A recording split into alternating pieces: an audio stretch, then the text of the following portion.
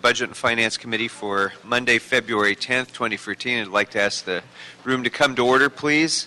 I'm Paul Krikorian, Chair of the Committee, and I'm joined by my colleagues, Council Members Bonin, Koretz, Englander, and Blumenfield. And we are ready to begin taking up the items on the regular agenda. We also have a special agenda that we'll be taking up at the conclusion of our regular agenda items. Because we have a lot of folks here visiting, if anyone would like to offer comment either on an item that's been agendized or an item of interest that's within the jurisdiction of this committee, please fill out one of these cards and bring it forward, and we'll be sure to take you in the order that we receive these. So, members, I think first of all, I'd like to recommend items 3 and 7 as consent candidates, unless members have concerns or questions about those, in which case we can hold them.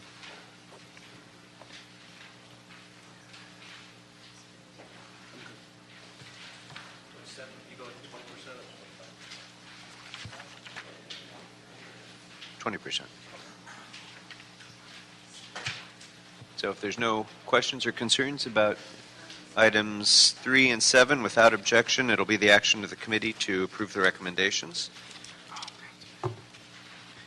And that brings us then to item number 2. Item number 2, the Chief Legislative Analyst Report in response to motion Alarcon, Huizar, Rosendahl, Cardenas, Koretz, instructing the CAO and CLA to report relative to financial costs of underage drinking for the City of Los Angeles, and requesting that the City Attorney, with the assistance of the Board of Public Works, Departments of Building and Safety, and General Services, and the Planning Department, prepare an ordinance to prohibit alcohol advertising on city-owned and controlled property. And on May 24, 2013, the Public Safety Committee approved the CLA recommendations.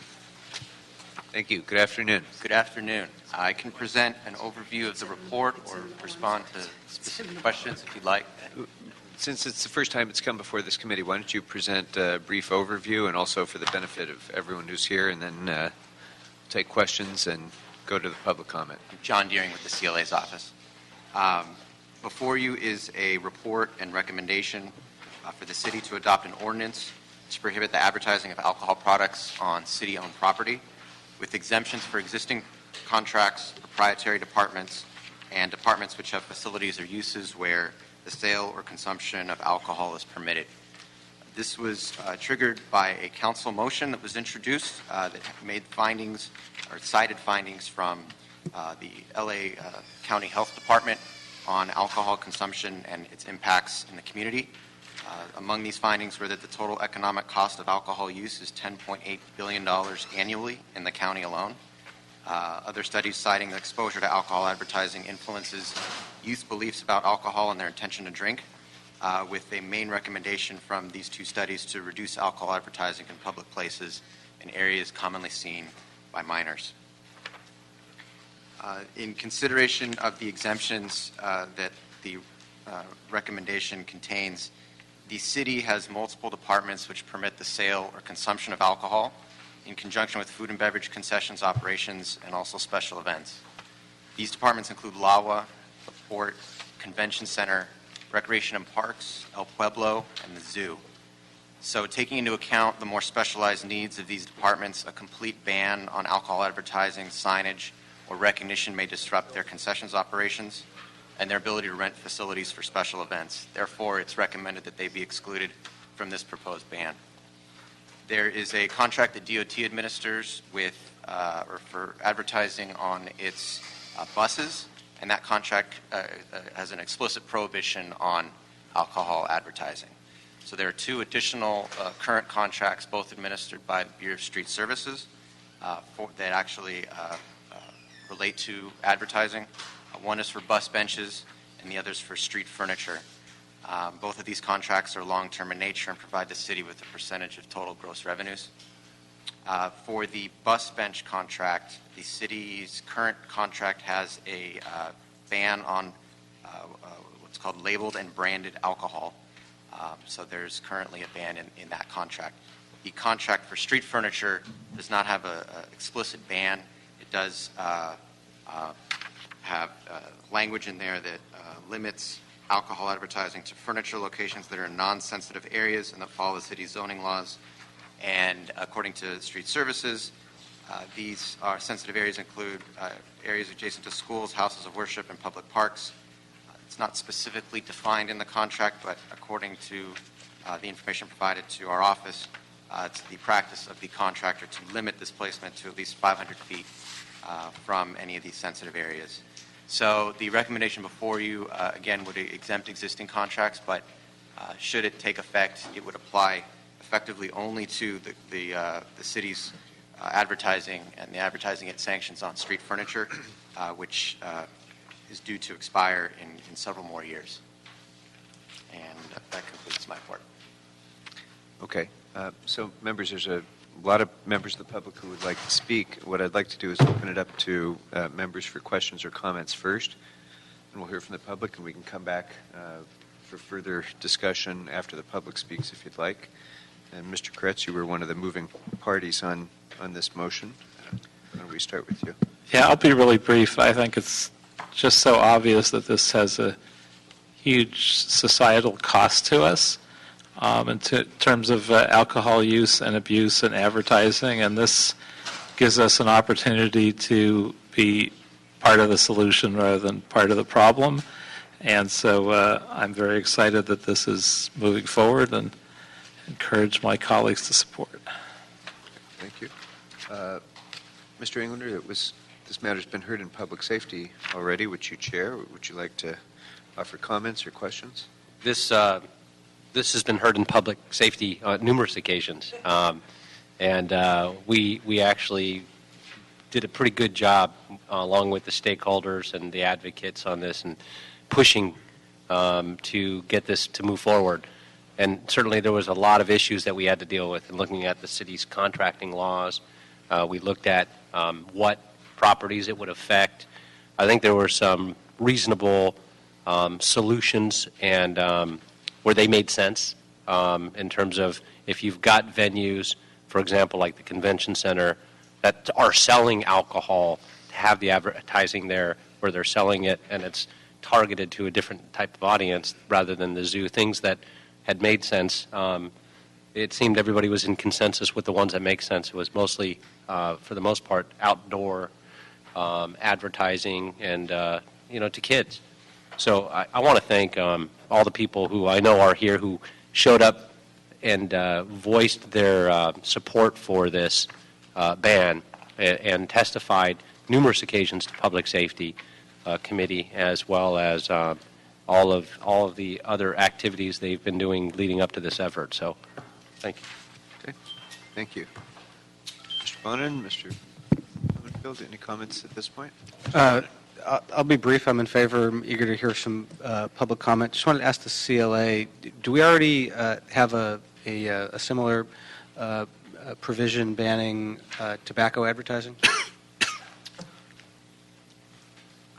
No, I can't recall if it's by ordinance. I don't think we do. We may be able to ask Bureau of Street Services. I know that those contracts do include bans. It's not done by ordinance, but in the city's position has been to include that in language within the current contracts. Okay. Mr. Blumenfield? Yeah, you were saying the 500 feet sensitive area. How is that playing out here? I was confused by the word. This is total ban as opposed to the sensitive area. Is there a sensitive area? How is that being defined? I may have to defer to the Bureau of Street Services. I know they're in attendance, but they can correct me if I'm wrong, but in our review, the contract language actually did not include the actual 500 feet amount, but if I could defer to the Bureau on that. Is anyone from Street Services here?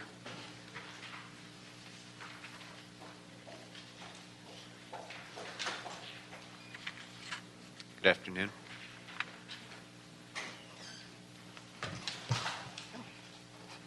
Shannon Eastonson, Bureau of Street Services. Can you repeat the question, please? I'm just trying to understand how the sensitive area issue works? And you It's can tilt the mic down, typically- it'll be easier. I'm sorry? I said if you want, you could just tilt the mic down. Well, you can do that. Huh? There you go. Typically, it's not around schools, houses of worship, any place of like Skid Row, and it's 500 feet. That's what this ordinance is prohibiting, anything within that sensitive area. Right. So we don't have anything like that. And tobacco and other things are regulated different, like strip clubs. We don't have those advertised on our furniture or any of that. How is that, clearly it's prohibited in some way because you never see it, but how is it distinguished from, other activities that we may not want to be promoting? It's prohibited by the advertising policy in both contracts. No strip clubs, no tobacco, no Right. alcohol now was not included prior. Now we're including it, but only within sensitive areas. Is that No, in the bus bench contract, it's prohibited entirely. So the other, there's CBS DeCo's is limiting tobacco, but not the alcohol products. The alcohol is what's within the sensitive areas. No advertising but for alcohol within the sensitive areas. Okay. If you could just step aside for a minute, we'll be probably bringing you back, but I want to make as much room for the public to speak as possible because we have a lot of cards. So thank you very much for your report. I'm going to call up the first three speakers, and they are in order: Ruben Rodriguez, Kitty Dukakis, and Dr. Jerry Grenard. So we'll start with Mr. Rodriguez.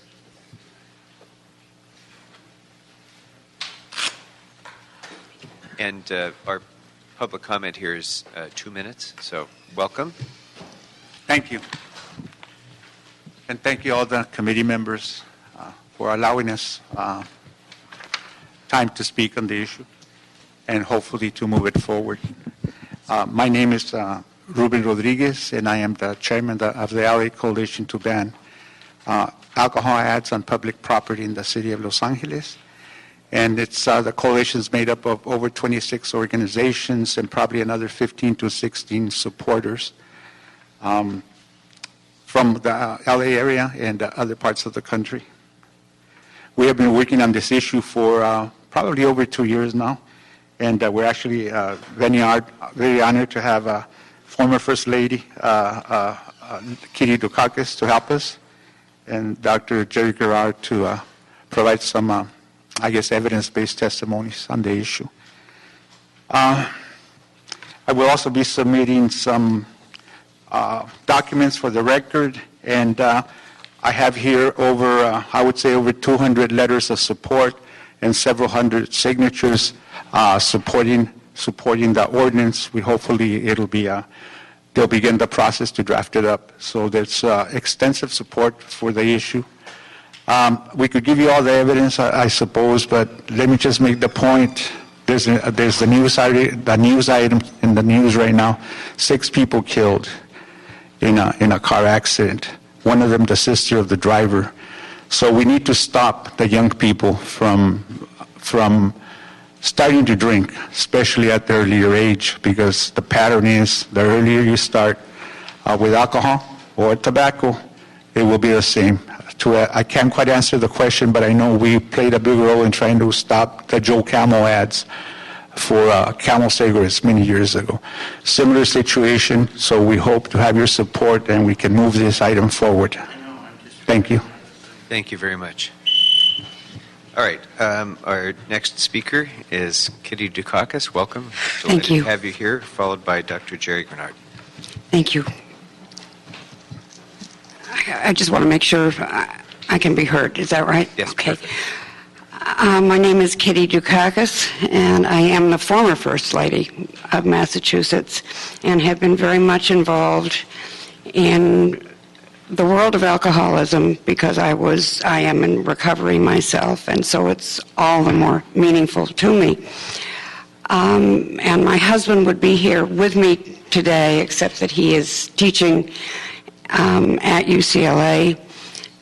This is our 19th year in Los Angeles, And we made a very good decision 19 years ago when our first grandchild was born to come here because we wanted to have a role for her in our lives.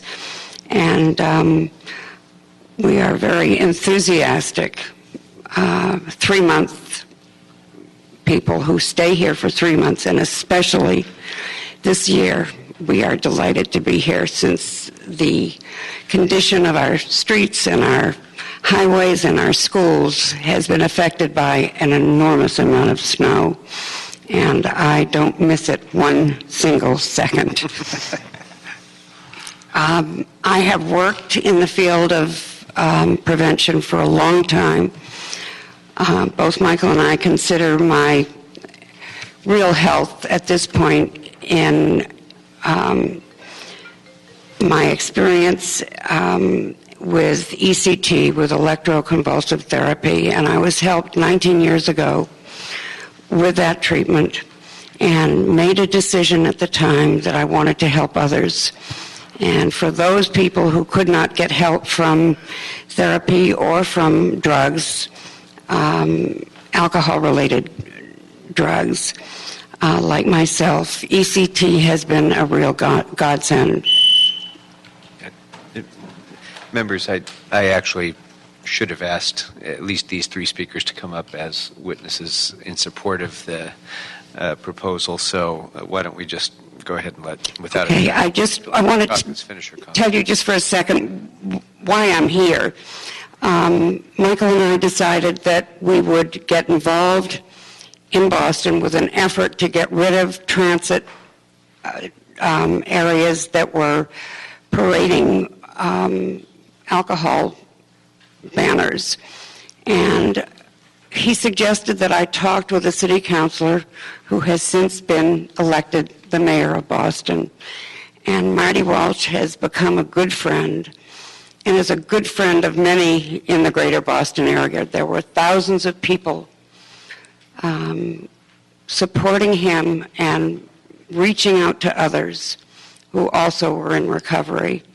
And Marty's one of those people who has made a difference in the lives of others.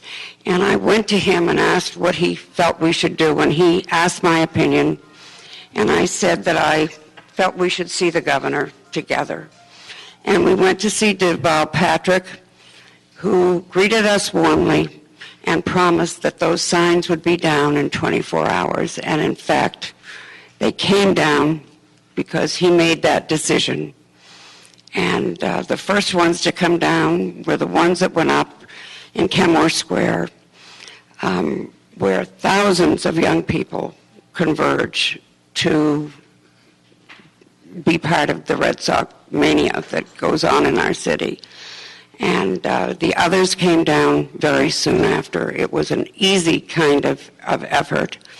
And I just feel grateful that I'm able to talk with all of you and to say congratulations to the people who are in back of me who have been a part of this effort. It is extraordinary for me as an outsider to see so many people from different walks of life who are involved. So thank you. Thank you very much. Thank you for being with us. Our next speaker is Dr. Jerry Grenard. Doctor, welcome. Good afternoon. My name is Dr. Jerry Grenard. I graduated from the Keck School of Medicine at the University of Southern California with a doctorate in preventive medicine. In preventive medicine, we study how the environment influences the choices people make that affect their health. In particular, we studied how alcohol advertising influences underage youth to start drinking alcohol. We conducted a 5-year study at USC on alcohol advertising that was funded by the National Institute on Alcohol Abuse and Alcoholism. The research team surveyed nearly 4,000 middle school students in the 7th grade from across LA County and followed them for 3 more years, collecting surveys from the same students in 8th, 9th, and 10th grades. The results showed that youth exposed to more televised alcohol advertisements in the 7th grade drank more alcohol in the 8th and 9th grades, and then experienced more alcohol-related problems in the 10th grade. Problems related to drinking included failing to do homework, going to school drunk, and getting into fights. Many studies over the past 20 years have demonstrated a link between advertising and underage drinking, but this was the first study to show that exposure to alcohol advertisements at a young age increases the risk of having alcohol-related problems later in high school. The evidence is clear that alcohol ads are harmful to kids in LA. It is within your authority as the members of this distinguished committee to act upon this evidence and support the proposed ordinance. Thanks. Thank you very much. All right, if we can ask our next three speakers to come up, please. In fact, we have 4 mics. We'll bring up 4. The next speaker will be Jorge Castillo, followed by Dennis Hathaway, Herman Aviles, and Adrian Estrada, Jr. And we'll start with Mr. Castillo. My name is Jorge Castillo, and I work at Alcohol Justice, an organization that is working to regulate the alcohol corporations. And I want to thank the committee members for allowing us to speak today on this important issue. What I would like to submit to the record is letters that we received by recognized academic institutions and individuals that have given us their scientific opinion on whether banning alcohol ads on public property is a good idea. And I have a letter here from Dr. Jonathan Fielding that I would like to submit for the record, where he emphasizes that there is a direct link and correlation between alcohol advertisement and youth consumption. He also states that if the city were to pass such an ordinance, it would be in alignment with the county current law regarding alcohol advertisement on county property. I also have a letter from the new director of SAPSI. He took office a couple of days ago, where he's also suggesting that and asking the committee to consider this ban. I have a letter from Johns Hopkins University, from the Center on Alcohol Marketing and Youth, which illustrates the association and the percentage increase of alcohol consumption by youth based on advertisement in certain communities in the country.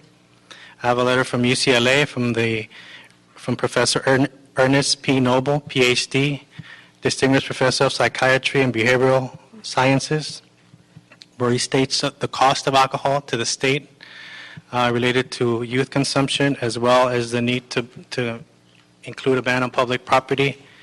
And also have the report and publication by Dr. Grenard, who just spoke recently, that came out in the Journal of Pediatrics based on the research he did in Los Angeles. So I would like to submit these for the record in support of the ban. Thank you. Thank you very much, and we'll be sure to have those distributed to each of the members. Thank you. Our next speaker is Dennis Hathaway, followed by Herman Aviles. Good afternoon. I'm Dennis Hathaway. I'm president of the Coalition to Ban Billboard Blight. I obviously get a lot of complaints about billboards from people, and it's not just billboards per se, but a lot of these complaints have to do with the content of billboards, and easily the majority of these complaints are about alcohol advertising, and they're typically from parents of teenagers, of pre-teenagers who are really concerned about their children getting involved with alcohol because they know, they've read that alcohol advertising is effective, youth are particularly prone to being influenced by alcohol advertising. The other thing is that these voluntary limits, I don't think are effective. We really need an absolute prohibition. I have files full of photographs that I've taken of street furniture and billboards. I have a street furniture, a bus shelter on La Brea Avenue, just a couple doors from a synagogue and Hebrew school with a tequila ad. I have a photograph just down here on the edge of Skid Row with a whiskey ad, and it was a very sad kind of irony because there was a guy passed out on the sidewalk about 5 feet away from that bus shelter. One I pass regularly is on Venice Boulevard near this Expo Line station, and every afternoon that is crowded with kids, and these kids get around. It isn't just 500 feet from a school. They're mobile and they go around. And this particular bus shelter, I have 3 or 4 different photographs I've taken at different times with beer advertisements on that bus shelter. And I think that really the industry and the advertisers are targeting these, so I hope that you will support this. Thank you. Thank you. Our next speaker is Herman Aviles, followed by Adrian Estrada, Jr. Good afternoon. My name is Herman Aviles. I'm the director of California Drug Counseling in Pasadena. I've been there for the last 8 years, and alcohol has really impacted my life. In 1980, I went to prison for 10 years because of the use of alcohol. And in there, I lost all connection with my family, and but I was able to do some soul searching. And I came out, and I've been out for 24 years. And in that time, I've been able to return to Cal State LA, get my master's, and go to USC and take a certification in alcohol and drugs. The Sheriff's Department has given me the opportunity to go into Wayside, Pitchers Detention Center. I go there once a month and I speak to 200 inmates. And I always ask them, what is your drug of choice? Their hands go up when I say alcohol. The majority of their hands go up. So it's impacted them. I do a lot of intakes at my place. And when I'm doing the history, I'm doing their psychosocial, and I get their history, and it always goes back to alcohol as the root of the problem. And I know a lot of people in recovery, they think that they can go have a drink, but that's what gets them to relapse. So I'm really, really encouraging that the city of LA not, spend any more money on ads, because it's impacted my life and it impacted a lot of other people's. If you were to go to Wayside and you see all these guys in there that are, they really, really want to turn their lives around. They're involved in the merit program with the sheriff's educational-based incarceration, and it's a really good program that's giving them the skills to try to come out here and transition back into society. So please, I encourage you not to spend any more money on alcohol ads. Thank you very much. Thank you. Mr. Estrada, welcome. Hi, thank you very much. My name is Adrian Estrada. I would like to hopefully ask the committee to vote in favor of this ordinance. In our community, we've been following and seeing alcohol advertising going up. Usually they go up in bus shelters that are in front of libraries, parks, schools, places where youth congregate and take the bus to go home after school. Youth in markets with greater alcohol advertising expenditures drink more, as each additional dollar spent on alcohol advertising raises the number of drinks consumed by 3%. Other studies have reported similar relationships, including a 2006 study that found reductions in alcohol advertising could produce declines in adolescent alcohol consumption. So I would like to ask everybody that is here in support of this ordinance to please stand. As you can see, we have a great number of our coalition members that are in support of this ordinance, and hopefully you guys can help pass this ordinance and take it out of committee. Thank you. Great. Thank you very much. Our next speaker or our next group of speakers is John Whitaker Jr., Susan Blauner, Richard Biss, and Sarah Woolley, I think. The Partnership for Positive Pomona. I'm sorry if I didn't make out the writing correctly. All right, Mr. Whitaker, welcome. Yes, good afternoon, and thank you very much, all of you, for having us here. I'm a person my name is John Orson Whitaker Jr. I'm a certified addiction treatment counselor too, and I'm also a person in long-term recovery. I just celebrated 16 years clean and sober from all mind-altering substances, and we've been working on this for about 2.5 years and other similar projects. In 2012, I had the opportunity to go down Reseda Boulevard, where in both Councilmember Blumenfield and Councilmember Englander's districts, up and down where 15% of the bus shelters had alcohol ads on them. And that was one of our jobs, to see what was going on and where that is. Definitely where kids going to and from high schools along that corridor are coming out and going to school. So it's very important that we just recognize that we've done some background research. We know where those things are, what's happening. We have some new individuals on the dais because we just passed through a campaign season, and I put people's sticks on my front yard because I wanted to support certain individuals. When you, as our fathers of the city fathers, put alcohol ads on our property, you are supporting alcohol. When you put ads on our property, you are the ones who are making that. If you support us, you definitely will realize the importance of taking those down and making sure that you, as our city fathers and mother, do not have alcohol ads. Thank you so much, and $2 billion have been spent on television, radio, print, and outdoor advertising. Okay, thank you. Our next speaker is Susan Blauner, followed by Richard Biss. Welcome. Can you see me? Yes. Hi, and thank you for allowing me this moment to speak. My name is Susan Blauner. I'm the Director of Operations for Saving Lives Drug and Alcohol Coalition. We are a drug-free communities grantee funded by the White House to reduce drug and alcohol abuse among the youth in the San Fernando Valley. What I'd like to say is we all need to I'm here in an educational capacity, and we need to put a face on the kids that are out there that are being subjected to alcohol advertising. We know for a fact that as a coalition, we get calls all the time from parents saying that they had no idea their kids were even getting involved in binge drinking, but their kids end up in hospitals and in car accidents and all sorts of issues that happen because of that. We know that kids that are drinking before the age of 15 have long-term effects later in life, so we definitely want to get on that before they have that opportunity. Metropolitan centers in California, as well as cities such as Houston, Seattle, Cleveland, Atlanta, and Washington, D.C., do not allow alcohol advertising.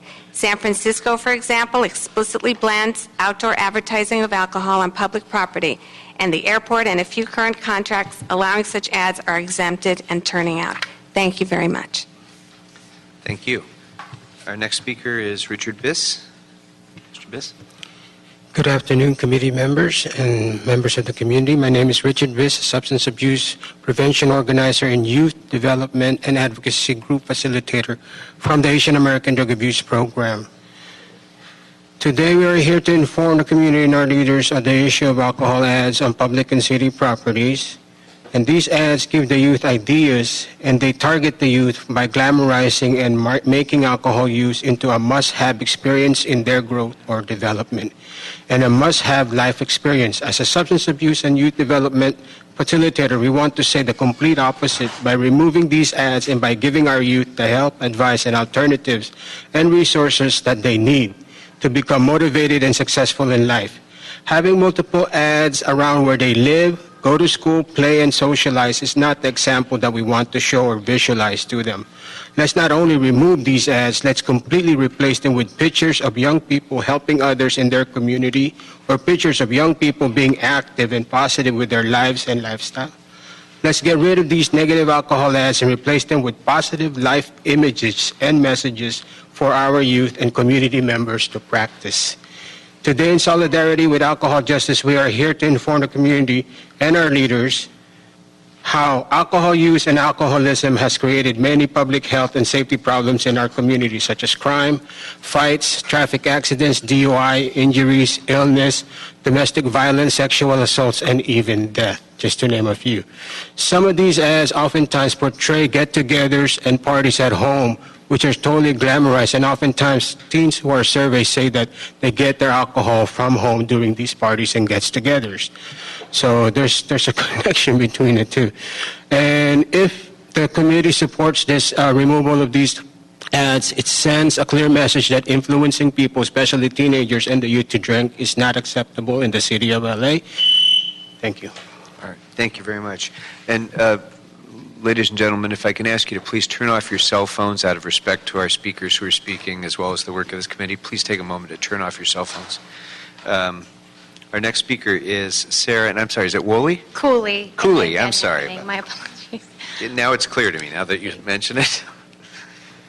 Okay, go ahead. I'm Sarah Cooley, the leader of another drug-free communities coalition in Los Angeles, which is also funded by the White House Office of National Drug Control Policy. And we are about 100 members strong with tentacles a lot farther than that within Los Angeles County.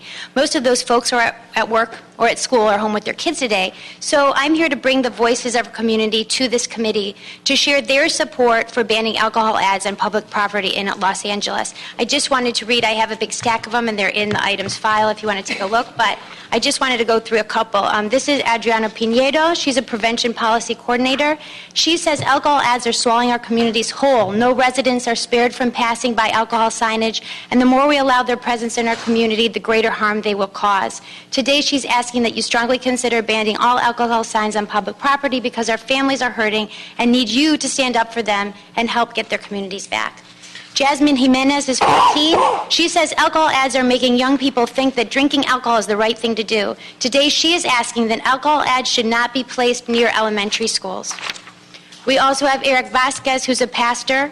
He says alcohol ads are saturating our cities and the youth culture today. He today is asking you to consider this motion to ban alcohol ads on city-owned and controlled property. And we have many, many more. We know that the city's role is, among other things, to protect the health and safety of its youth and families.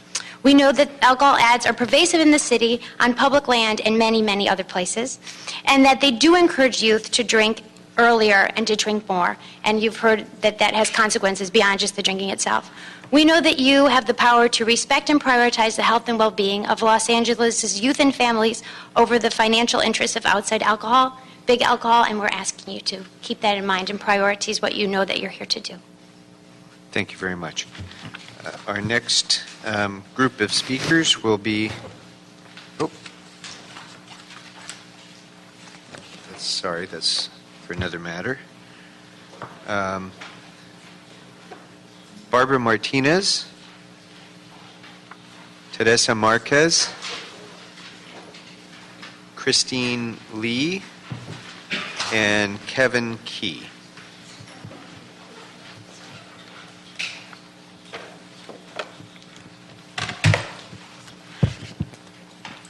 Good afternoon. My name is Barbara Martinez. Thank you for having us here. And why I'm here is because I really urge you guys to support this ordinance. I'm a parent at Boyle Heights. I work with a group of parents, mothers that are concerned on these issues. We understand that our children don't, like the gentleman said before me, they don't just stay around the schools or areas. They go with friends and they travel, like he said. And they do see these ads in the bus stops, in the buses. And, usually our children, they like to mimic adults, and they start at a very young age. I guess I'm very lucky that a lot of the students like to, come and talk to me. They feel like I'm a friend to them, and I welcome them to talk to me. And I noticed that they're drinking at a very young age, and, that concerns us. That really concerns us because once our children start drinking, they start getting into other things, not just drinking. They start getting into drugs. So we want to make sure these children don't get that habit of alcoholism. My father was an alcoholic, and I've suffered for that because I would get beat up because my dad would get angry and stuff. So I really urge you guys to think about this. This really is hurting our kids. So I appreciate it for listening to me. Thank you. Thank you very much. Our next speaker is Teresa Marquez. Yes, my name is Teresa Marquez, and I'm from Boyle Heights, born and raised, third generation in Boyle Heights. And I have dedicated my retirement. I retired from a bank after 40 years, and I have dedicated to educate the people in Boyle Heights, the parents and the families, that alcohol should not be served in the household with children and so on, and what the danger is of alcoholism. A lot of times that is accepted, that it's okay for the husband to come home on Friday and be drunk for the weekend as long as he could go back to work on Monday morning. And many of them do. My husband was an alcoholic. When he came back from Vietnam, alcohol was his refuge. And 5 years at the VA hospital did not help him. He eventually died of alcoholism. And I want to help everyone, every family, especially of Mexican descent and Native Americans. My husband was a Native American. And to stop this generation after generation destroying their lives, not being able to graduate from school. One of the things that I went to a round table with the city attorney, and I've gone to meetings with the mayor's staff, and I hear their concerns about reducing risk for the city of Los Angeles. By stopping this advertisement, you're reducing risk. I passed around the LA Times today, 6 people died. I read the papers every day, and there is almost every day that I hear there's an accident with alcohol. So please support this measure, because LA will be grateful that what they have saved. And let me tell you, I don't drink, but I see some of this advertisement, and I want to go and get a drink. Thank you. Don't do it, Terry. Thank you. They're good at what they do. Yes, they are. All right. Our next speaker is Christine Lee, followed by Kevin Key, and then I think the last card that I have so far is Sarah Blanche. Good afternoon to the City Council members. My name is Christine Lee, and I'm the Prevention Education Manager at the Koreatown Youth and Community Center, also known as KYCC. For nearly 40 years, our community-based organization has served the needs of low-income, recently immigrated communities in Koreatown, as well as the greater Los Angeles area. Many of our clients live in densely populated urban areas like Koreatown, Pico Union, and Westlake that are high risk in gang activity, aggravated assault, poverty, and high school dropout rates. Our communities have among the highest densities of both off-sale and on-sale alcohol outlets, many by schools, youth centers, churches, and parks, where children, youth, and families frequent on a daily basis. Our youth are inundated with alcohol ads daily, and its messages and images are all around them, whether at a market that they go to, a convenience store that they go to after school, bus bench when they go to school, or by a billboard that they pass by. Recently, when we did an environmental scan with a group of high school advocates that work at our center, they were astonished to count how many alcohol ads were on major streets like Wilshire Boulevard that they walk through every day. They have become so desensitized that they didn't even realize how oversaturated these messages were. But at the same time, they expressed a lot of anger at how the alcohol industry is directly targeting their generation and that they can't do much about it. Our agency is currently partnering with local stores that sell alcohol to provide in-language education and technical assistance to encourage sound business practices that not only comply with the law, but also demonstrate the stores' pledge to support a healthy and safe environment, especially for our young people. Part of our partnership with them is limiting alcohol advertising on their store premises. Your actions today to prohibit alcohol advertising on city public property would not only send an affirming message to our young people that the city supports their well-being for a brighter future, but also to these businesses that are only trying to do the right thing in our communities. I'm sure there are others out there with a lot of stats and reports about how this action can save lives. However, I'm here to speak on behalf of the youth, parents, and stores who partner with KYCC. Thank you. Thank you very much. Our next speaker is Kevin Key, followed by Sarah Blanche. Mr. Key, welcome. Thank you. My name is Kevin Michael Key. I'm a Skid Row advocate, and I'm going to try this, and I'm going to apologize ahead of time in case I ghettoize anybody's name, but Councilmember Bonin, Councilmember Koretz, Councilmember Krikorian, Councilmember Englander, and Councilmember Blumenfield. We thank you for hearing this proposed municipal code today. We've been working on it for quite some time. As I told you, I'm a Skid Row advocate. I drank and smoked up a law license prior to getting to Skid Row. Little known fact, Skid Row is probably the world's largest recovery community, and it's all types of recovery. But when I practice criminal law as a defense attorney, I assure you that fully 80% to 90% of the cases involved people that were using or abusing alcohol and or other drugs. And we see the results of those excesses in Skid Row. And it also impacts young people. We are asking you to help us protect the young people, the most vulnerable in this society. Advertising is pervasive and persuasive.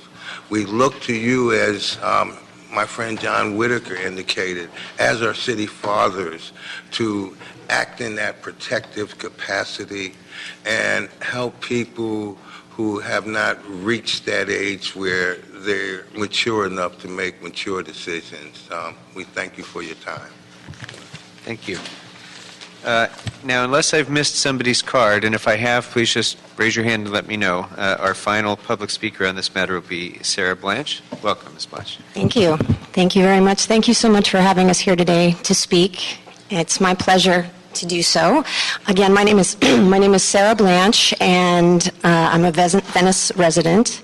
And I'm also a project manager at the Institute for Public Strategies, and our organization has over 20 years of experience in environmental prevention around substance abuse, alcohol in particular.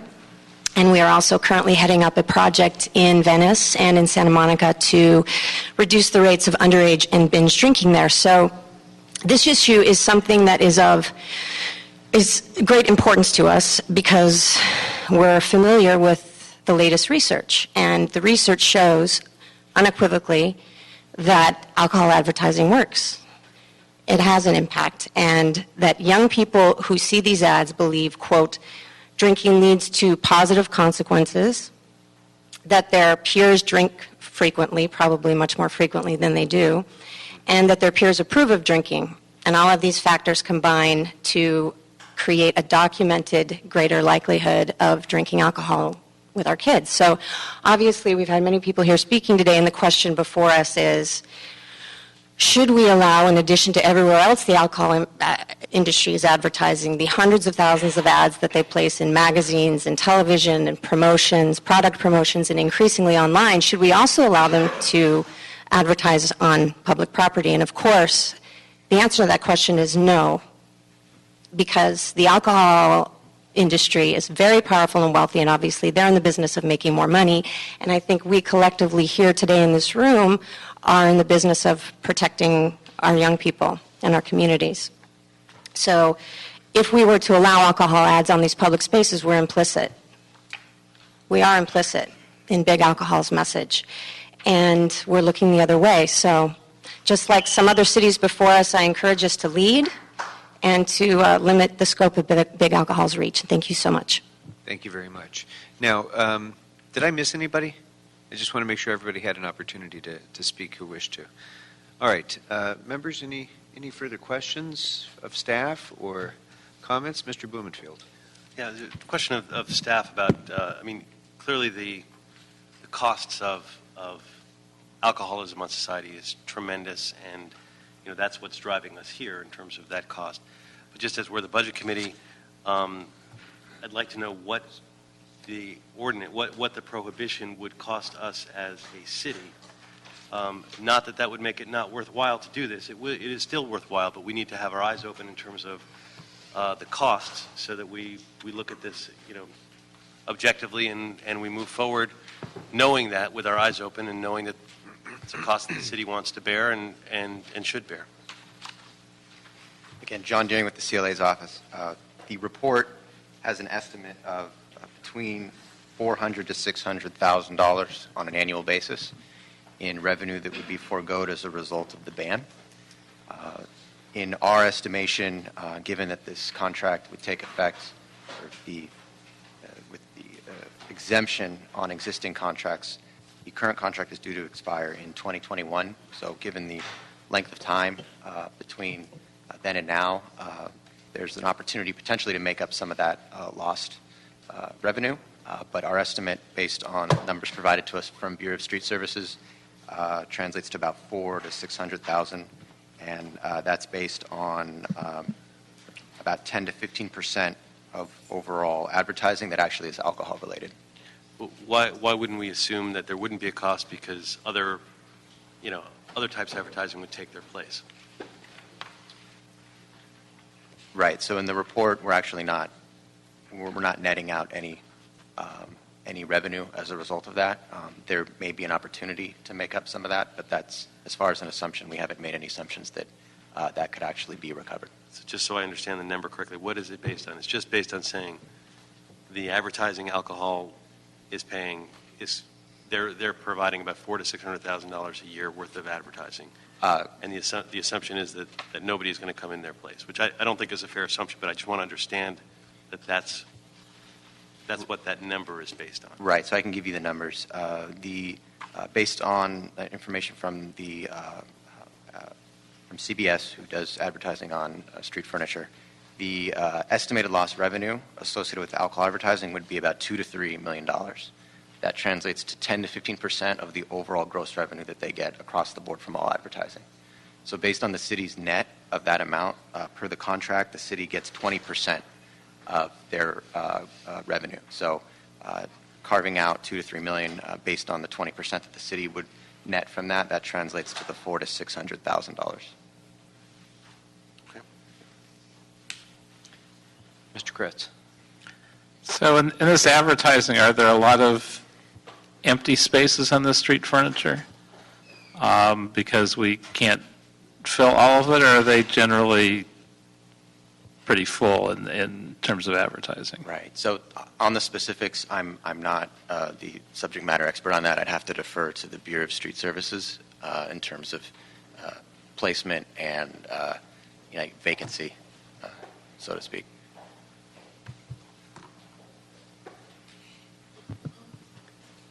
Good afternoon.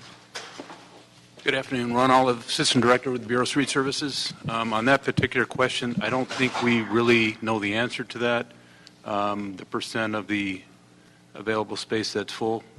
But again, we've had preliminary discussions on this question, and that, I think what Mr. Deering had described, that's pretty much what they said, and that includes some backfilling of some of the spaces that would be vacated. So that would be the net loss, theoretically.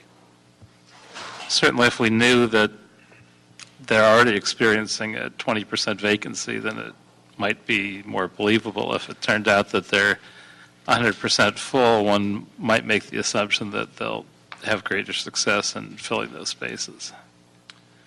Yeah, I think we'd have to look into that to get you an answer on that. But I don't think we're even aware about the cost of the space that's sold. It's not one space brings in the same revenue as another. So in particular parts of town, maybe the higher revenue producing parts of town, that might be where they're selling more of the alcohol ads. I don't think we know. I think we'd have to have that discussion with CBS Deco.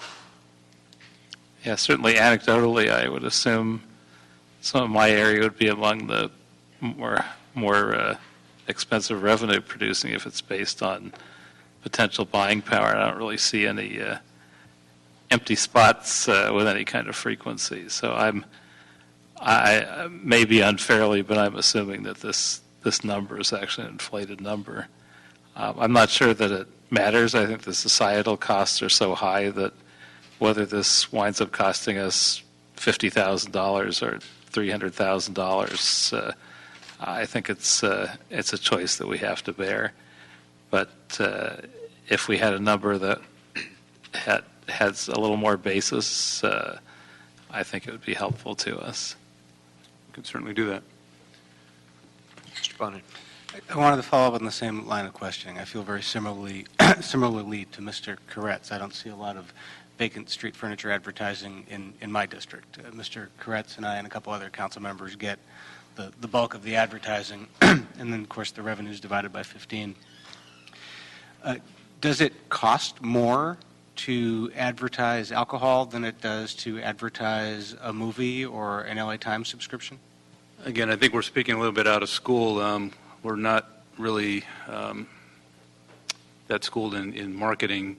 We have been told, though, that they don't sell one ad space at a time. They do sell them in bulk in packages, and the advertisers do not get to select where all of their ads go, so they have to take some of the more desirable areas and less desirable areas with the package they sell. I don't know if they're in packages of 100 spaces or a couple hundred spaces. Let me just interrupt for a minute. Is there a representative of CBS Deco here in the audience today? I don't believe they're here. Okay. Thought we might get an answer direct from the Yeah, that would be good. source. Because I tend to feel similarly to Mr. Koretz, and I think Mr. Blumenfield said the same thing, that I think most of the ads, when they're removed, get replaced by a different ad. That's why I was wondering if maybe there's a different ad rate charged for alcohol. That perhaps could explain some of the projected numbers, but absent any evidence of that, it's hard to make a conclusion that we should be concerned about a number that doesn't seem too concrete. I think we'd be happy to report back, and there's a number of other issues that we'd be concerned about. I mean, this contract is over 12 years old now. It's a 20-year contract. And, of course, the revenue projections from 2001, based over 20 years, are much different than now. We've run into a lot of issues with, say, the county assessor and the possessory interest tax that the contractor settled with, which is a few $1 million a year, if I'm not mistaken. That might be reopened again for negotiation. So the cost may be greater based on other issues that get opened up again. And the revenue that is stated to be potentially sacrificed, I just want to be clear, that's not general fund money, right? That's the street furniture revenue allocation that's divided equally by 15? It does go into the general fund as well, half and half. It goes half and half. Okay, so half of that goes to our council offices That's and half to correct. the general fund. Okay. Like Mr. Koretz, I think that there's also a huge societal cost that needs to be considered against whatever that number needs to be. We've heard a lot of testimony about that today. On that note, one other thing to point out, there are several case studies relative to other cities that have adopted very similar, if not identical, ordinances. The report touches on the framework in terms of exemptions and based on the operational needs of the city, but part of the information that we could bring back to you would be to reach out to some of those cities, given that they've adopted these a little bit before our progress has been, to see what sort of impacts on a financial basis to address some of your concerns about revenue and placement. Along those lines, Chair. Mr. Bloomfield. Just because you're saying there's some backfilling, and then you were saying I think it wasn't backfilling. Maybe with the final report we could get, I'd like to see how the numbers work. Even though I agree with my colleagues about, the societal impacts are there, and that's, whether it's 400,000 or more, it's not going to change our view on it, but it will determine as a budget committee what we need to do to then compensate for this loss, because it'll be some form of loss of revenue to the city, and we just need to figure that out and move forward. But I'd like to get a better understanding of the numbers, whether it's based on the overall price of advertising going down, or what it looks like. I want to understand that model when it comes to council. Okay. All right.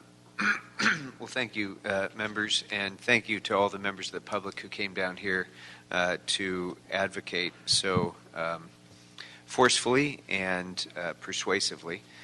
And I want to thank Mr. Englander, too, for his work in chairing the Public Safety Committee on the policy aspects of this. Of course, the jurisdiction of this committee is budgetary rather than policy, and I'm glad so much of that work was already done before it got here, so thank you, Mr. Englander, to you and your colleagues. Our jurisdiction is dollars and cents here, essentially, and my colleagues have asked the important questions, I think, about this.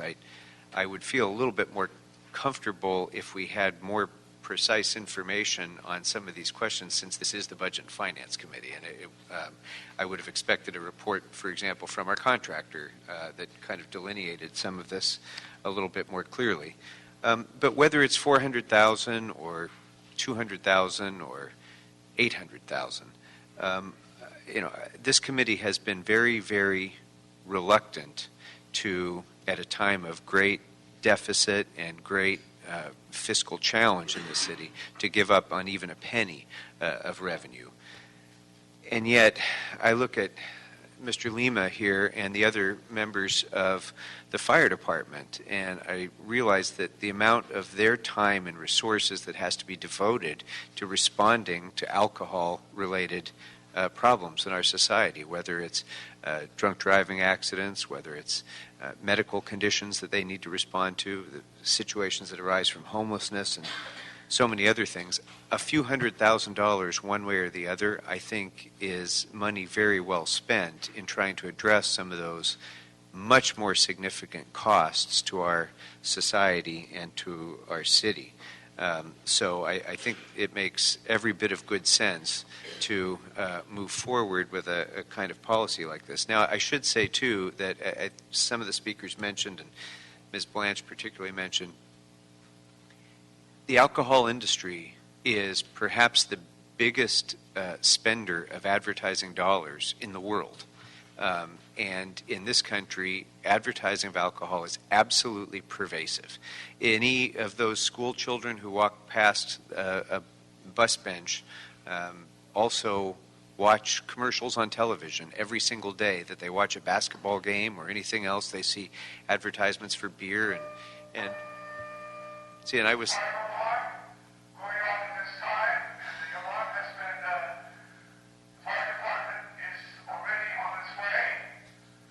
Well, the fire department's already here, so we're in good hands. I don't need to worry about that. But how are they dispatched? In advance. The amount of alcohol advertising that the average person in this city is exposed to is so extraordinary. It's such a high degree, so pervasive, so inescapable in every aspect of our life, whether it's when we turn on the computer, turn on the television, go to a concert that's sponsored by a beer company, whatever it is, it's every place. And so I think that realistically, we should be under no misapprehension that by addressing the issue of advertising on a limited amount of public advertising space, this is going to end the problem or solve the problem or anything like that. It's clearly not. It's clearly not going to even put a dent in the problem. But we have a bigger issue than that, and it's really what is our mission as a city government? We have an obligation to protect the public health. We have an obligation to protect the quality of life. We have an obligation to provide a better future for the people who live here.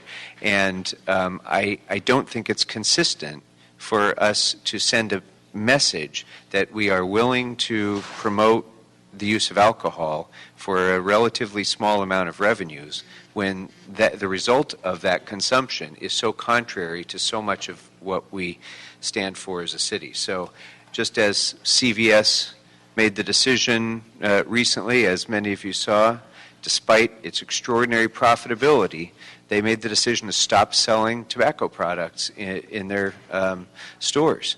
And that cost them a tremendous amount of money, but they came to the conclusion it's contrary to their mission as a health organization to profit from the sale of tobacco.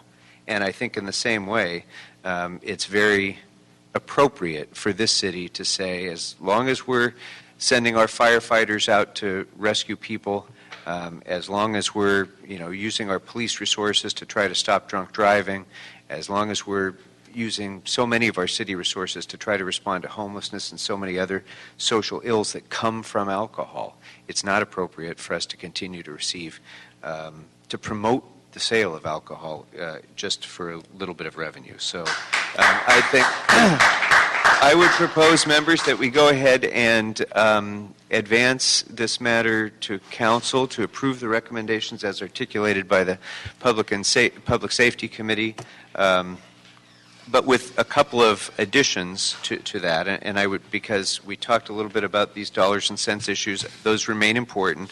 I think at the time that it comes to council, I'd like to have a report from staff on the experience of other cities who have enacted similar bans on their revenue loss, and also a little bit more complete report about the basis for the calculations of the estimate in this report, with whatever information we can get from our contractors regarding actual numbers. I'd like that to be laid out for members so that we can vote intelligently on that in council.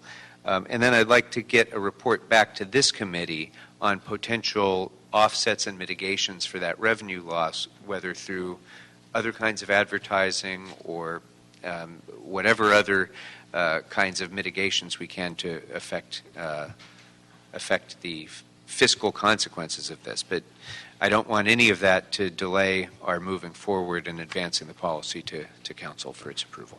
So, anything else, members? Any objection to those recommendations? Not at all. Seeing none, that'll be the action of the committee. Thank you all very much for coming down.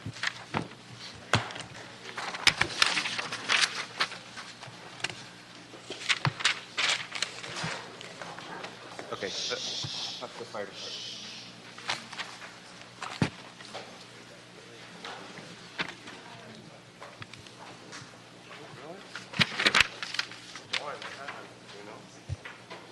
See if we can find it. Okay, we're going to give just a minute for the folks to leave the room and try to get an update on that fire alarm. It sounds like it's okay, Chief? So far. We're good? Okay. All right.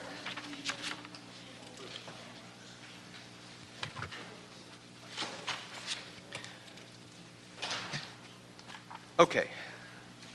That brings us then to item number 4. Hey. Let's bring up item number 4 while we're waiting for the other shoe to drop. Item number 4 is the City Administrative Officer report in response to adopted budget recommendation instructing the CEO to report on how the city's reserve fund percentage compares to the 10 largest cities in the United States, including how the reserve fund in other cities has trended in the last 5 years.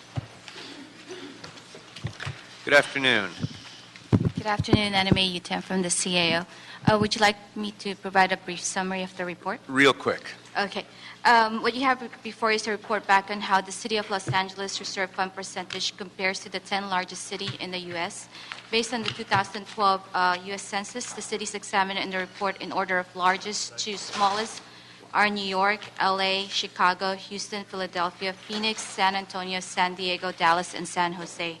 All 10 cities in the report have a general reserve fund policy or practice in place, with 5 out of 10 cities setting a goal or minimum balance of 5% reserve funds. In the last 5 years, reserve funds among the 10 cities averaged at 6% of general fund budget.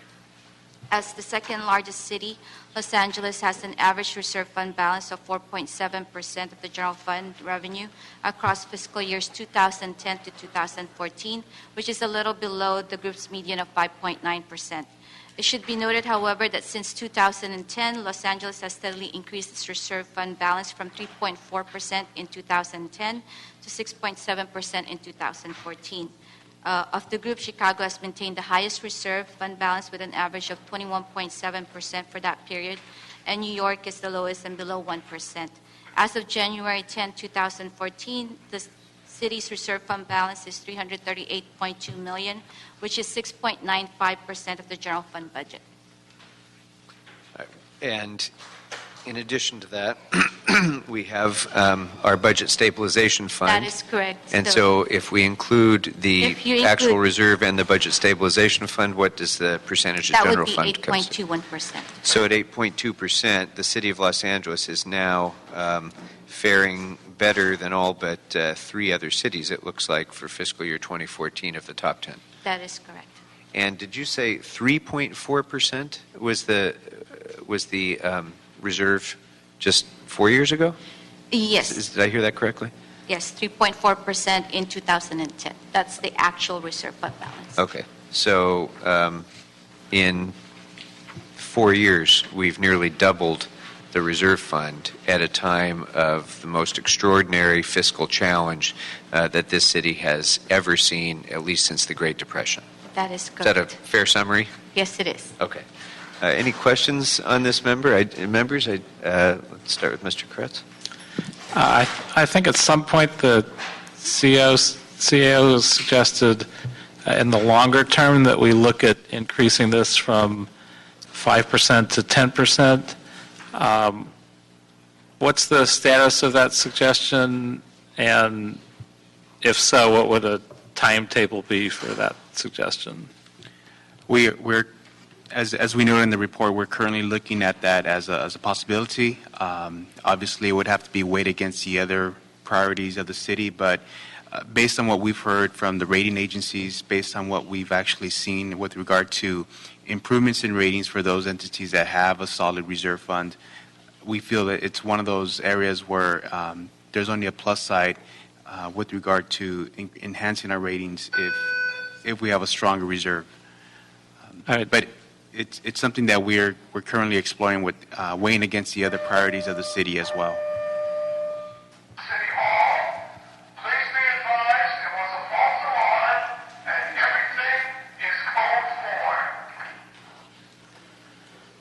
All right, well, all Chief, clear. what's All clear clear. for me? Translate, please. It's, code 4 is all clear. Going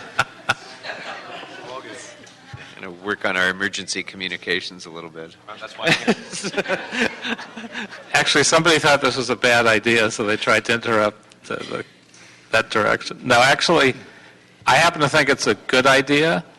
The question for me is more the timetable, because I don't think you want to set a timetable that's so short that we then can't achieve it in the time we set, and then we're being whacked for saying we get to 10 and having 5.5. So I don't think it's a bad idea as a goal. I think the sooner we get there, the better, but I wouldn't want to see us say we'll get there in 3 years and then take 15 to get there, even though either way would be a step in the right direction. And I have my own bias because the first city council I was on has a 100% reserve. And it stood them well in the last recession. I don't anticipate that there's any way LA City could ever get there, but 10% of reserve, 15% reserve, something in that direction, very gradually reached, I think, in the long run, will serve us well. Mr. Blumenfield. Okay. I mean, it's always good to have more reserve, although there's the downside, of course, is it directly impacts services and how fast, we restore some of those services, and there's a little tension there. So I don't know if you wanted to comment that, but I also wanted to know the positive side of it, how it correlates with some things like our bond rating and things that really benefit the city structurally. I'll have Natalie Brill come to the table. Right over here. Oh, she was there. Good afternoon. Natalie Brill, Sales Office. What particularly do you want to know about? Well, how does the reserve rate correspond to our bond rating, for one thing? There are a lot of different factors that a rating agency uses. In looking at the report, Philadelphia, I think, and San Diego had higher reserve funds than we did, but in some places they were rated lower than we are. So it's a factor. It's a factor among many factors. I mean, a reserve fund is definitely high. It's in the 30% category. So it is looked at, but it's not the only factor. And the downside to growing a reserve too fast? Well, then, one of the things the rating agencies once said to us about 10 years ago was, we're a big city. We have a lot of different goals and plans and priorities. You're going to grow your reserve fund at the expense of something else. Where does that get you as a city? I mean, they understand that we're a big city. We're not a small city that can have, like Santa Monica, 25% or 30%. They have a AAA. We're not that city. So, it's a balancing act. I think something that we have taken into account is how we go about growing that reserve, and part of the budget stabilization fund and part of the work that we've done going up to this year with an encumbrance policy that was adopted last year is those dollars that typically would have been applied towards ongoing programs are being now, those one-time dollars that typically would have gone to sustaining ongoing programs are now being looked at as being deposited to the reserve to in essence use one-time savings to help grow the reserve, or in some cases for one-time uses. But it is a balancing act between trying to fund priorities, expenditures, and saving for the future for an event that we may not even be thinking about today. If you look at how we built the reserve last year, it was exactly that. We received an unprecedented amount of one-time money, and your council wisely decided to place that one-time money in one-time things. So the reserve was one area, and then for the first time in the city's history, we actually met our policy to invest 1% of the general fund towards infrastructure. So I think in talking to the bond rating agencies, what they look at is how you use one-time money. If instead we would have decided to add another program with that one-time money and then not have a plan for that the following year, I think that's really where the area of concern lies. And one other thing, just in terms of maybe it's semantics, but the Budget Stabilization Fund, as the chair pointed out, could certainly be looked at as part of our overall reserve, but we choose to separate it for a number of reasons. But do the outsiders look at that as separate, or do they understand that we also, The need to separate it was based on a direction that we got from council, actually, to set up a separate account to deal with the peaks and valleys of budget seasons, and where you could actually make a withdrawal based on certain assumptions being or certain circumstances taking place, as opposed to our other reserve fund, which has a portion set aside for emergencies and a portion set aside for contingencies that a controller actually taps into from time and time again for cash flow purposes. But when we talk to the rating agencies, we consider both the two accounts in the reserve fund and the budget stabilization fund as the city's available fund balance, if you will. Yeah, to talk in accounting terms, the city does a consolidated audit. And in that audit, there's something called the fund balance. And in that fund balance, there's something called unassigned cash. So the Budget Stabilization Fund, as well as the Reserve Fund, sit in that unassigned cash, as well as cash that's set aside for other purposes. So that's what the rating agencies really look at. They look at how much cash you have on hand to deal with your emergencies. And over the last 5 years, that, obviously was very low during the recession, and that cash balance has been going up. And with the June 30th audit coming out soon, we'll be able to see if that's grown even more. And that's where the rating agencies look from, the difference between budget and real cash that we have. Okay, thank you. Any further, members? All right, thank you very much. Thanks for delivering the good news about the progress that we've made. Exceeding by a wide margin the city's financial policy of 5% reserve, and having the highest reserve that we've had in modern history in Los Angeles. So thank you for that. If I can summarize it a little bit. All right, we have one card on this, and that's Mr. McQuiston. Good afternoon. Jim McQuiston. As most of you know, I'm a budget wonk. Have been looking at the budget longer than you've been in the council by a long time. And I must say this, the reason that we can amass funds at the end of the year is because we have dedicated people in our force. If we didn't have dedicated people, we wouldn't be accumulating this way. They'd say, what the heck, I don't care, let's spend the money. And as long as I can remember, back into the 50s, this city has been extremely tight-fisted, and they watch every dollar, and that's fine with me. One thing, though, that I must say, we cannot accumulate big funds at the end of a year because we're supposed to be only collecting what we need and expending one way or the other. We're not supposed to go to a loss, but we're not supposed to go to a profit either.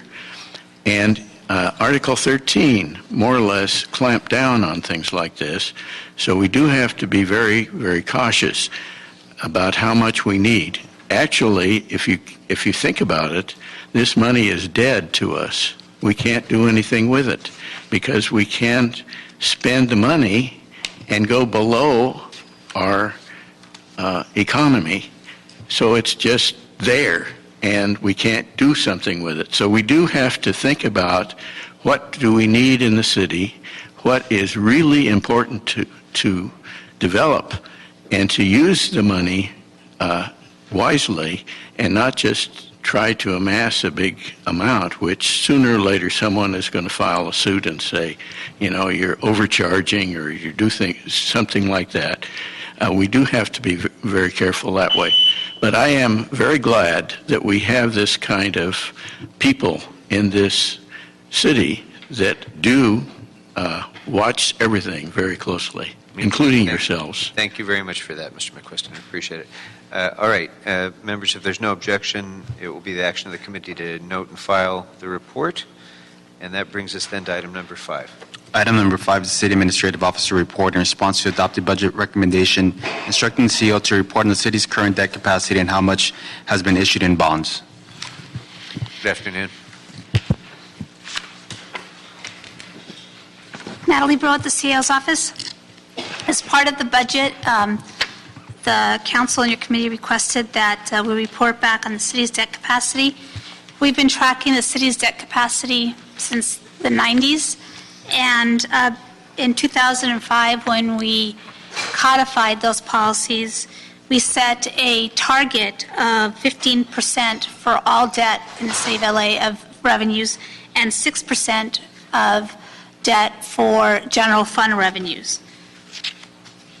As of July 1st, when we look at our debt, we usually update our debt July 1st, and then we update it again, our schedules again, when we do our next financing, which probably won't be till March of this year. As of July 1st, the city has $5.977 billion of debt outstanding. That includes wastewater, solid waste, all the assessment bonds that we have outstanding, general obligation bonds, as well as general fund debt. Of that amount, $1.76 billion is general fund debt, and $4.217 billion is supported by special funds, property taxes, or assessments. The city currently, as of December 30th, our debt ratio is 8.14% for all revenue and 4.86% for the general fund. There was a chart that we did on, which is attachment 3 of the report, that talks about our debt capacity. Obviously, this is conservative and is based on a 5.5% interest rate, which is on the high side, but that's an average that we usually take over 5 to 15 years. It's 15-year debt, which is a little bit less than what we usually do, but it combines equipment as well as long-term debt, so we get to an average about 15-year life of the debt. So in 2014, if we were to issue today, in this fiscal year, we would be able to issue $290 million of new money, meaning a new project or new equipment that we would want to buy. That grows every year for the next 5 years to $550 million in 2018. Now, that doesn't necessarily include a lot of the refundings, and it also includes 2% revenue growth. So as revenue also grows, that the amount of debt you can issue before we reach our target obviously grows too. But for now, that is the estimates that we have based on the information we have today. I'll be happy to answer any questions that you may have. Mr. Kress? Yeah, the current fiscal policy of debt management ceilings, how do we feel about where that is? Is it current? Does it need to be changed? The 15% and the 6%? One of the things that we looked at in 2005 when we codified some of the financial policies and throughout, we've looked at what other cities have done, and that's pretty much where everybody is in that range between 12 and 15%, 18%. General fund tends to be as high as 10% in some cities. So that's why we want to look at it again, because this is a policy that's been around for a while. 6% of general fund debt is around $200 million a year in debt service. So for the MICLA program, convention center, and judgment obligation bonds. So we don't feel that that's overly constraining? No, our debt profile that the rating agencies have commented on is pretty average. It's adequate for a city of our size and the type of needs that we have. The majority, like I said, of the debt is on the revenue side, such as the wastewater program, solid waste. Those are in assessment bonds, general obligation bonds also, which also have their own revenue source that supports them. So on the general fund side, it's a average amount for the type of city that we are and how big we are. One of the reasons you issue long-term debt is to spread the cost based on the life of the asset, like the sewer systems. We know the sewer systems have an average life, I think now wastewater is saying, 50 to 75 years. So the people who are going to use the sewers are paying that over time. So it's not on just one generation, but it's spread over time. And that's, when we're looking at long-term debt, that's one of the things you look at. What's the life expectancy? How long should you be issuing the debt for? That's why we have for our lease revenue program, which we call MICLA, we have a useful life of more than 6 years or more. Because anything below that, we really should be paying cash, right? You should try to use your long-term debt for things that will last longer and can be spread out over time. Anything further? Mr. Blumenfield. Yeah, it's interesting to look at the numbers and the sort of debts versus liabilities. Liabilities aren't necessarily captured under our debts. And some of the liabilities are costing us more than our debts. The one in particular, and I had a motion on this recently, is our overtime for police. And so I put a motion basically to try to trade the financial liability of that overtime for some debt that might be of less expensive in essence for us to pay. And so it's useful. I mean, and it gets tricky because quantifying liabilities is as much of an art as a science. But there are certain liabilities like the overtime, which I think is clear. So I guess it's a long way of saying I'm hoping we can save some of our debt possibilities so that we can trade in the liability of the overtime and basically borrow against that so that we can lower that overtime, pay out those overtimes, and in essence save the city overall money. Even though something like that would raise our debt slightly, but I think overall it would be good for our city's economy. It's less of a question than a comment, but just sort of another way to think about our debts. And we'll be responding to that issue in a separate report. Okay. All right, anything further, members? Thank you very much. It'll be the action of the committee without objection to note and file that item. And that brings us to item number 6. Item number 6 is the adopted budget recommendation relative to instructing the Los Angeles Fire Department to report on whether an analysis has been done since the 2006 controller's audit to evaluate if a civilian or hybrid staffing model in the Fire Dispatch Center will produce significant savings.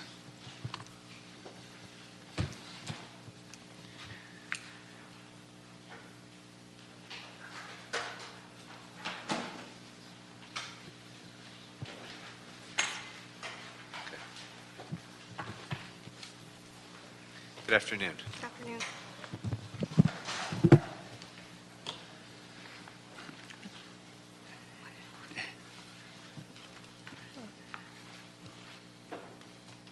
Sandra Ocon, Fire Department. We just wanted to clarify that this issue is under evaluation by the PA consultants, as you're well aware. And it is under our understanding that the report will be released soon.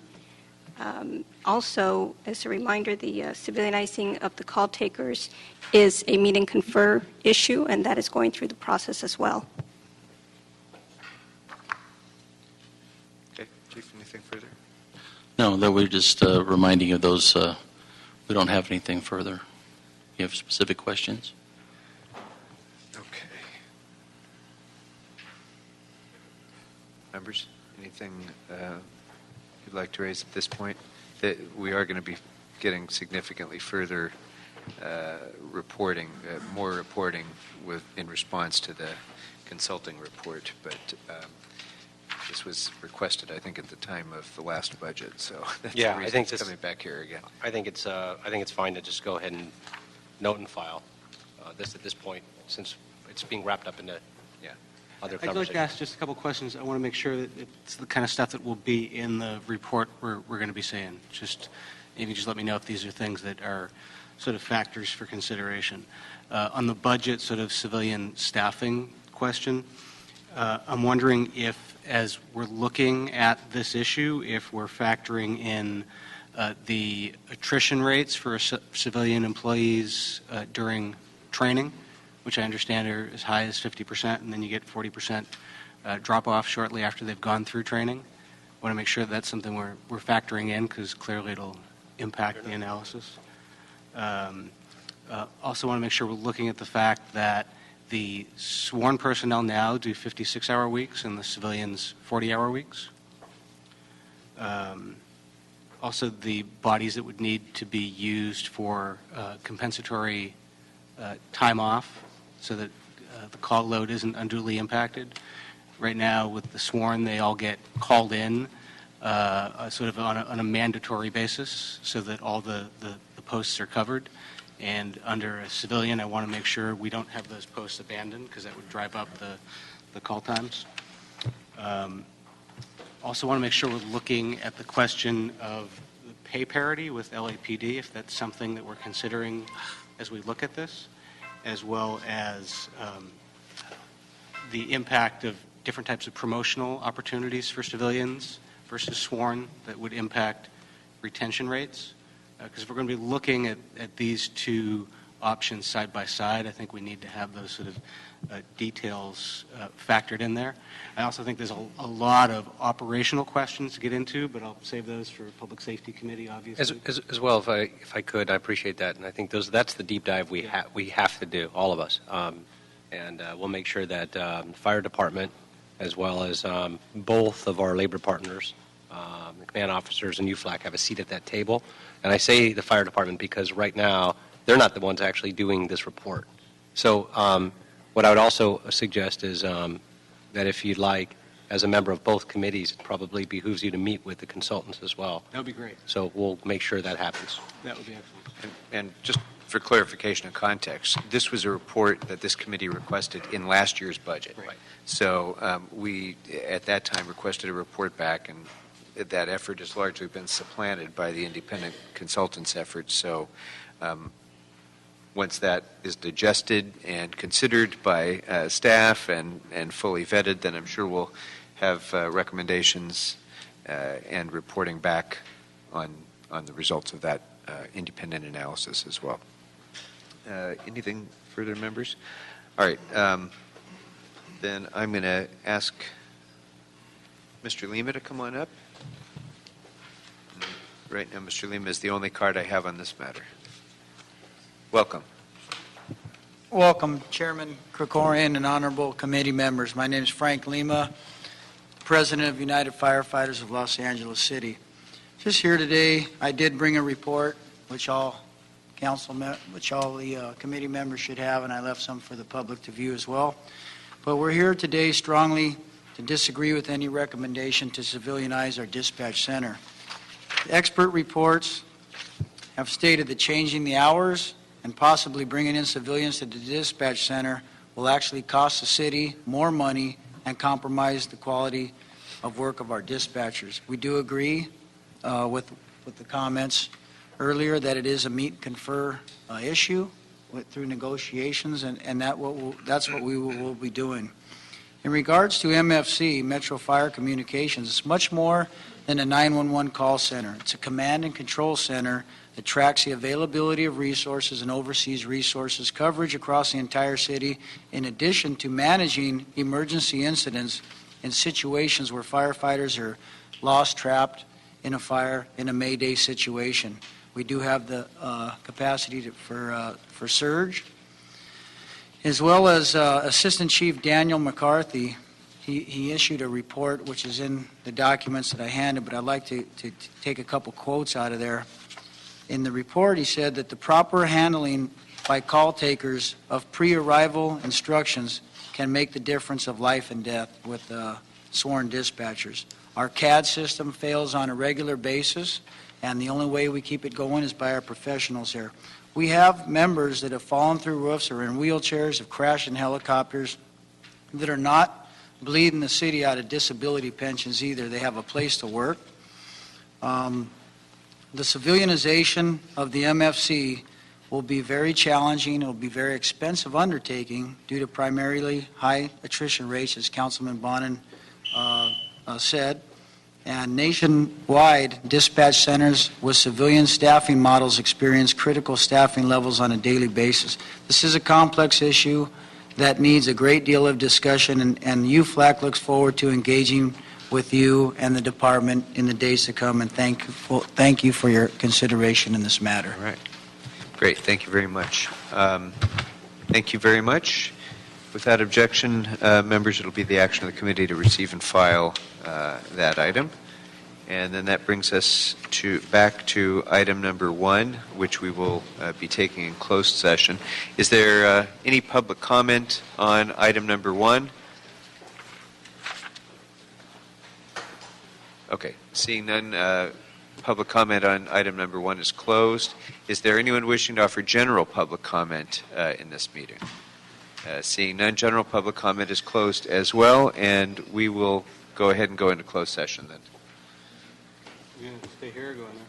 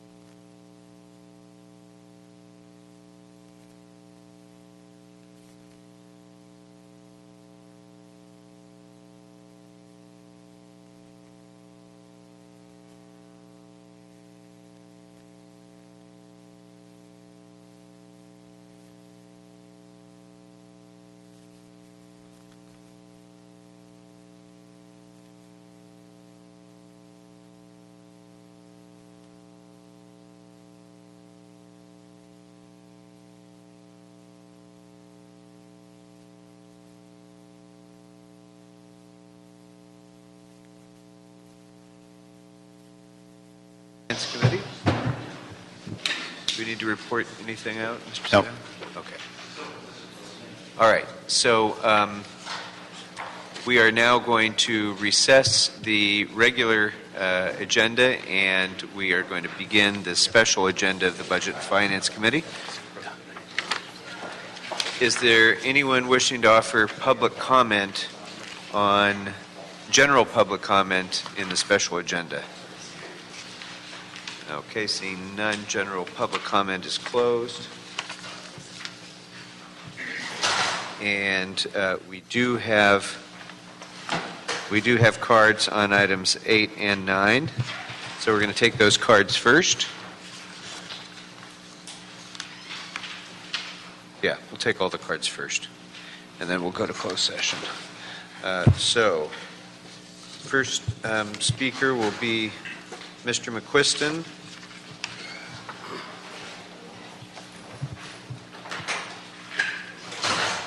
Okay, Mr. McQuiston's not here. Then let's go to Rudy Guevara, followed by Dr. Molly Rhodes.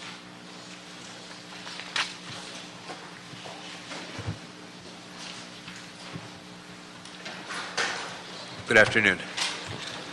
Good afternoon, committee members. My name is Rudy Guevara. I'm with SEIU 721, worksite organizer. I represent MOU 4 street service workers. And we are here today to request as this committee hold off this proposal to give to the contractors the sidewalk program here and in the future. As it is now, it is not in the best interest of the city residents. We know that our sidewalks in LA need to be fixed, and we want to figure out a way to make that happen in both safe and a comprehensive way. We know that the city workers can do the job faster, cheaper, and safer. City workers don't answer to the CEO of a private contracting firm. Our members answer to taxpayers, and since we live in these communities, we are taxpayers too. We hope that this committee will carefully consider this and any other attempt to outsource city work. In almost every case, outsourcing takes quality services away from our communities and puts more money into the pockets of unaccountable private corporations. It saps the city of funds that it needs. It diminishes our members' ability to provide the services. That's because contractors only serve the bottom line of their owners. They don't have to honor their contracts with the city. They don't even have to finish the work, which we find that we have that problem right now with the tree trimming contractors, and they also increase the cost of what they originally bid it for. That's also because the contractors only serve the bottom line of their owners. They don't have to honor their, again, that's basically what I just mentioned. City workers have seen time and time again contractors cut corners because they just want to make a profit. When corners get cut, the health and safety of our communities is put at an even greater risk, especially with the current risk we have right now with the sidewalks. Let's not rush to contracting out more work and harm our communities. We don't need Band-Aids that are penny wise but pound foolish. We need to work together to find a long-term solution to fix our sidewalks and to restore more services to Angelenos. And just one quick note, we consider this a meet confer item that we have not been afforded since our workers did do this contract under the 50/50 program under Article 210. Thank you. Our next speaker is Dr. Molly Rhodes, followed by Mr. McQuiston. One thing I wanted to say is that I was sad to see this item so rushed. We became aware of it at 5:03 on Friday, which means that the real experts about sidewalks are not in this room with you, our members. They can tell you, where everything is and what shape it's in and how they are more efficient and are scheduled to take 2 weekends to fix things and fix them in one. So I'm sad that it was rushed and they're not allowed to be here. Secondly, it seems like it was rushed, at least from what we've heard, because there was a concern that the money would be lost from the UB. And we don't understand that because you could just allocate the funds to the department with an explanation of what it would be used for, and then they could encumber the funds. It's not like the department's going to lose the funds if it isn't explicitly contracted out. We want to be here with solutions. Time makes that hard. We want you to know that SEIU has a deep history on this. If you could give these to the council members, I spent the weekend with Julie Butcher's Sidewalk Files, which was really fun. And our history on this issue goes back to 2005, where we did community organizing with neighborhood councils to get people to using the 50/50 program in the Valley in particular. And we also, something that's very important for the broader discussion on LA poverty, we pioneered the use of the vocational worker title with the sidewalk programs and brought in welfare to work mothers to learn side curb cutting. And some of those folks are now part of the city workforce. So we hope that this won't be rushed through and there will be more thorough analysis and that we'll have the opportunity to do this the right way. Thank you. All right. Thank you. All right. We're taking these two matters together, Mr. McQuiston, so why don't you go ahead and speak to both matters now. Jim McQuiston, you have both of my statements. The second one, I believe, is item 9 now instead of item 4. I had a draft of the agenda, so that's why they were labeled the way they were. It's okay. I fully agree with the CAO on item 9. That's small change, and as you see in my presentation, there is a problem of whether or not the actual amount charged is necessary to compensate for the actual work. And so I think the best thing to do, I've looked at, I must say that I was on Bill Robertson's Sidewalk Committee for a long time, and we did a lot of legal analysis on sidewalk responsibilities. And I'm of the firm conviction, I also did risk management on this.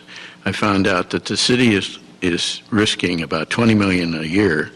That was about 4 years ago. It's more now. And that $20 million, we could get 2 full parks, 5-acre parks out of that money if we put the expense where it belongs, namely on the property owners themselves. That's a state law. And there's no reason why we changed that, except that President Nixon gave us a bunch of money in the 70s and we didn't know what to do with it. That was one terrible mistake that budgeting made. And we're not supposed to be doing that. We're not the 51st state. The state has said this is the law, and Article 11 doesn't excuse us from obeying that law.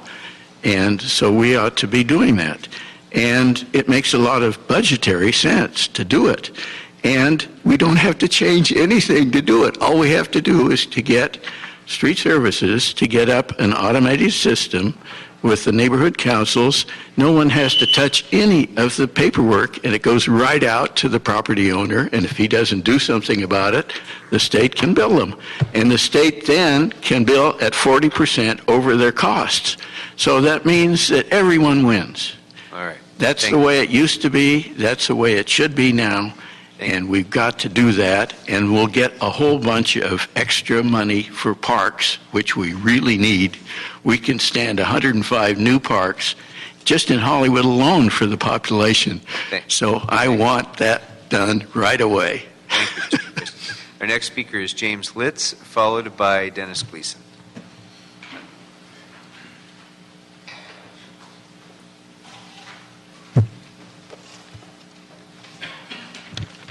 Good afternoon. Thanks for your patience. Good afternoon, council members. I'm James Litz. I represent the Beverly Hills Greater Los Angeles Association of Realtors, here to support item 8 and item 9 and the 50/50 program that you have proposed recently, Councilmember Bloomfield. Realtors have been working on this for nearly a decade to try to get sidewalks improved in the city of Los Angeles, and we appreciate the $10 million allocated in the budget to sidewalk repair and the proposal to waive the fees. This is a welcome start. It's only a start to a huge problem. But if we're going forward with option 2, as recommended by the Bureau of Street Services with the conditions that the Public Works and Gang Reduction Committee added, it's a good way to move forward, to get it started quickly, to get it started for the upcoming fiscal year and to utilize that money quickly. We hope that this will be just a start with the city so we can move forward. We can work with you to create a longer-term solution that I know you all have ideas on. And let's just get this moving. Let's get some sidewalks repaired. This is the first opportunity we've had in a few years to have some money in the budget, so I want to capitalize on that. Thank you. All right, thank you. And Mr. Gleason, on behalf of Councilmember Buscaino, welcome. Good morning. Thank you, Mr. Chair, honorable members. Just want to give you a little bit of background information in what the precipitating action was that initiated this motion. We received a letter that was passed on to us by Rick Orloff of the Daily News, and he was contacted by a business owner that wanted to do the right thing. He had a broken sidewalk in front, I believe it was a restaurant, and he hired a consultant to go down here and get the proper permits. And he discovered that in addition to the $2,000 that he paid his contractor to get the sidewalk repaired, he also had to pay over $600 in permits and inspection fees in order to get the inspectors out there and the proper permits. And his response to this was, I tried to do the right thing and it feels like the city is penalizing me for this. And while this committee and the Public Works and Gang Reduction Committee is still grappling with the larger question of who should be responsible for sidewalk repair, the property owner, the city, or some shared responsibility between the two. Councilman Buscaino thought, as a good initial step, let's just remove all the impediments that exist for business owners, property owners that may be tired of waiting for the city and just want to undertake this repair themselves. So that was kind of the thought behind this motion. The Public Works and Gang Reduction Committee amended the CAO recommendation, which was for only eliminating the fee for residential property owners. And in the spirit of Councilman Blumenfield's motion that was put in the other day, we think that it would make sense to provide some incentive to business owners as well to proactively undertake sidewalk repair. Thank you. All right. Thank you very much. Thanks for your patience in waiting. All right. So, members, Mr. Kretz. Yes, I don't know if it would be appropriate to add this thought to this particular motion or to have to go through the same process, but there are business owners that have the exact same issue as this with alley repairs. I don't know if my district is unique, but we have considerably worse alleys than sidewalks or streets. And I occasionally have businesses that become so frustrated that they do guerrilla repairs without permits, and just suddenly you'll see a part of an alley that looks incredibly good, and somebody's done it, but you haven't seen them do it, so there's not much you can do, nor would I necessarily want to. The question is, can we do something similar to that with alleys, and is there a way to consider amending that into the process? Okay. Well, that wouldn't be an agendized item for this meeting. You could certainly introduce a motion or, well, an amendment. Amend or so on. But this isn't an agendized item. The question is, could we amend that into this motion? Well, I'll tell you what I'm going to suggest that we do before we do anything like that is go into our closed session on item number 8, because we want to get an update from our council and have some discussion regarding the ongoing litigation. And then we'll come back and consider items 8 and 9 in open session when we return from that discussion. So if there's no objection to proceeding that way, we'll go ahead and return to closed session now on item number 8. Steve, deputize. Well, since the city attorney says it's okay for us to begin, we can begin again in open session. That door is open, right? The back door is okay. All right. So we've had a discussion in closed session regarding pending litigation, and that brings us to open session discussion of item number 8. We've already taken public comment on that matter. Members, my recommendation on item number 8 would be to hold the matter in committee pending further discussion on those issues. And as to item 9, I would recommend concurring with the Public Works and Gang Reduction Committee recommendation to approve the motion and waive the A permit fees for sidewalk repair and to advance that matter to council. Is there any objection to proceeding like that with item 8 and number 9? All right, seeing no objection, that'll be the action of the committee. And with that, we are adjourned. Yes. Thank you all for your patience.